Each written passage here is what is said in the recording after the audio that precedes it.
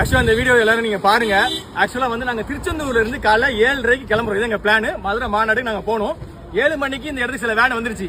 நாங்க ஒரு set of people திருச்செந்தூர்ல எங்களுக்கு இன்னும் போலீஸ் வந்து எங்களுக்கு என்ன சொல்றது வேனுக்கான பாஸ் தரல. கேட்டா 1008 காரணம் கேட்காங்க. டிரைவர் போட்டோ தாங்க, அதை தாங்க, இதை தாங்க. வாய்ப்பே கிடையாதுங்க. எனக்கு ரொம்ப கஷ்டம் தான், உண்மையை சொல்றேன்.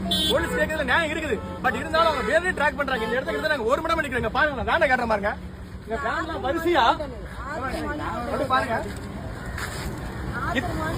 கிட்டத்தட்ட இத்தனை வேனுக்கு பாஸ் கொடுக்காம இன்னும் எங்களை வெயிட் பண்ண வைக்கிறாங்க.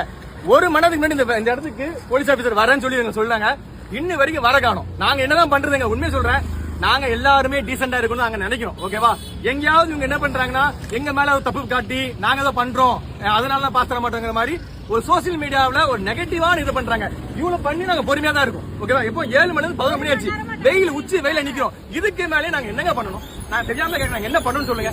ரோட்ல உட்காரணுமா? ஏங்க இதே ஆளுங்கட்சிக்கு இது மாதிரி பண்ணுவீங்களா? நீங்க சொல்லுங்களேன். இது சத்தியமா இதெல்லாம் ஒரு தவறு. ஒரு புது மாற்றத்துக்காக ஒரு என்ன சொல்ற தமிழக வெற்றி கழக தலைவர் விஜய் அவர்கள் வராரு. நாங்க எல்லாம் அவருக்கு பின்னாடி சப்போர்ட் ஏதாவது ஒரு அடுத்த லெவல் கொண்டு போய் நினைக்கிறோம். உண்மையிலே இந்த மீடியாஸும் இந்த போலீஸ் ஆபீசர்ஸ் நிறைய பேர் சிலர் இந்த மாதிரி தப்பு பண்றாங்க. மக்கள் நான் உங்க மக்கள் நான் சொல்ல புரிய வைக்கணும். சாதாரண மக்கள் இந்த புரிய வைக்கிறதுக்காக இந்த வீடியோவே நாங்க இன்னும் வெயிட் பண்ண நாங்க ரெடி தான். நாங்க எவ்வளவு நேரம் வெயிட் பண்ண ரெடி தான். நல்லது, நன்றி.